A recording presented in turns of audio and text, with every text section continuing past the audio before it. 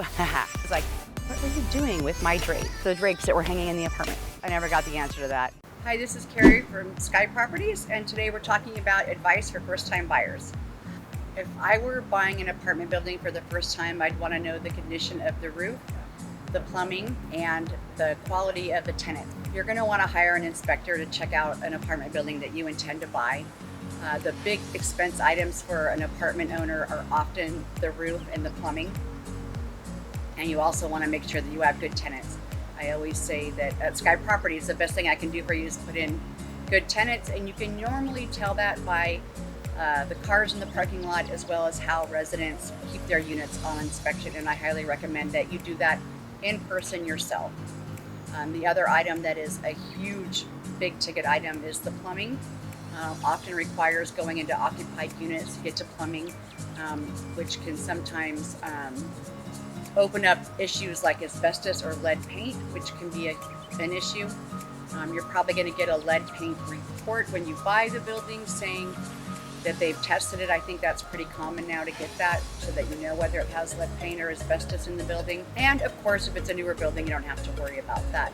Part of it's going to be based on what the seller says the condition is in. But the building inspectors that I've seen inspect these apartment buildings, they go through everything. They go through the AC systems, the plumbing, the roof, and you know, that's not my area of expertise for sure, but that is why you need someone to inspect for you. I think sometimes it's good to team up perhaps with another apartment owner for maintenance personnel, is because if you can't give someone full-time work, they have to have full-time work. And now with the new AB 5 law, you're not allowed to hire an independent contractor anymore, so it gets a little more tricky. But you need a good maintenance person at your building, someone you can count on, call on, do regular maintenance. Depending on the size of your building will be how much maintenance you need. I always say you need one maintenance person for every 80 units, but that also depends on how much you're having them do, as far as if they're painting, if they're just doing maintenance, if they're doing electrical, if they're doing plumbing. All those things factor in, and you want a pretty good all-around handyman that can do all of that. Maybe not necessarily painting, because you can get it so inexpensively if you get the right person or the right vendor. And sometimes that's a little bit of trial and error when you're looking for painters, and also vendors of any kind. Frankly, you want to try them out, use them, see how they work and how fast they respond, whether they're returning your calls and your emails or not. But creating a vendor list is a bit of a trial and error. It's true, it's a little bit overwhelming because there is going to be trial and error with vendors. And creating your vendor list, you want to have a conversation with these people before you need them in an emergency. So if you have sewer pipes, let's say, that are backing up, you don't want it to be the first time you're calling your plumber. Although for a sewer line backup, I recommend Hydrojet.